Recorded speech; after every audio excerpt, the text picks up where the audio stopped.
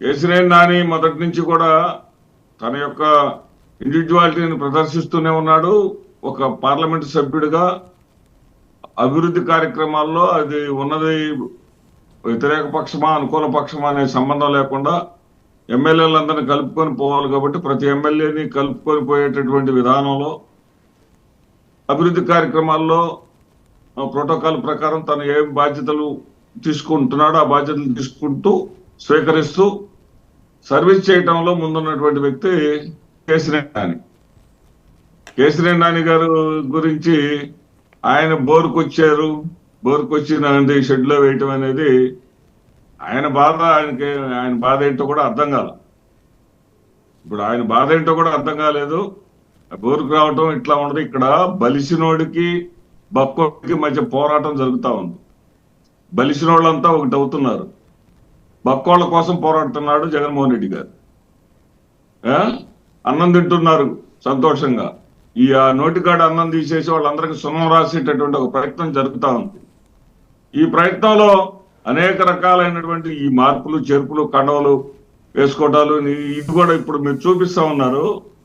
దీంట్లో కూడా ఒక విచిత్రమైనటువంటి కామెంట్ సెక్షన్ ఆఫ్ మీడియా వాళ్ళు అయితే జగన్మోహన్ రెడ్డి గారు మాత్రం ఆయన మీద వైసీపీ కండ వేయలేదు, ఆయనే పసుపు కండ. అది పసుపు కండవా కాదు, అది ఒక ఆయన వాంటెడ్ గా తెచ్చుకున్నటువంటి పట్టు వస్త్రం తీసుకొచ్చి వేశాడు. అయితే జగన్మోహన్ రెడ్డి గారు ఒక ప్రిన్సిపల్ పెట్టుకున్నారు. లోగడ వచ్చినటువంటి ఏ ఎమ్మెల్యే కూడా ఆయన కండ వేయలా. ఎందుకంటే పార్టీలోంచి అవతల పార్టీలోంచి యువతల పార్టీలోకి రావాలి అంటే పార్టీకి పదవికి రాజీనామా చేసి వస్తేనే నేను పార్టీ కండ వేస్తాను అని ఆయన ఒక ప్రిన్సిపల్ పెట్టుకున్నారు. ఆ ప్రిన్సిపల్ ప్రకారం మాత్రం కండ వేయకుండా ఉన్నారు. ఏదో మర్యాదగా కలిసినప్పుడు ముఖ్యమంత్రి గారిని వారి పట్ల ఈయనకున్నటువంటి అభిమానాన్ని ఆప్యాయతని చూపించాలి కాబట్టి ఒక పట్టు వస్త్రాన్ని తీసుకొచ్చి అదేవిధంగా ఒక పూల బొకేని తీసుకొచ్చి ఇవ్వడం జరిగింది.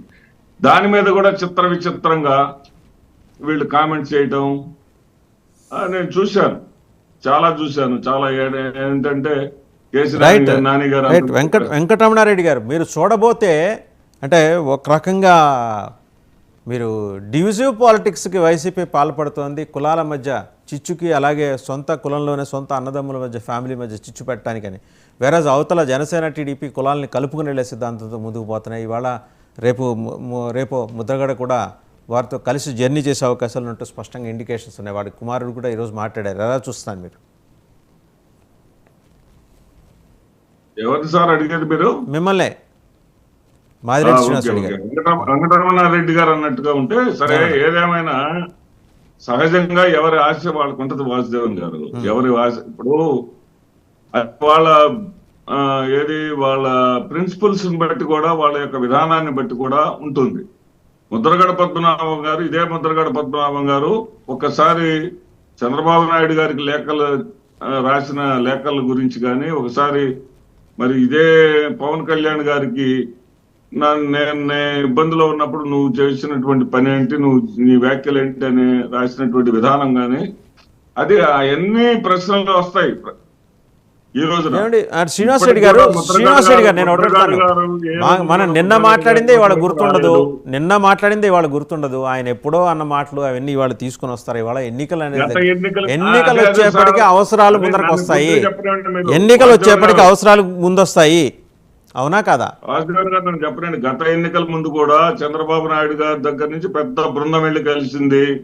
జేడి లక్ష్మీనారాయణ గారు పోయి కలిశారు, బ్రహ్మాండంగా తిన్నారు, వచ్చారు. ఆయన పార్టీలో చేరాడా, ఏ పార్టీకైనా వెళ్ళాడా? ఇప్పుడు కూడా అదే జరగబోతుంది. దీన్ని ఏదో ఆయనేం చెప్పలా.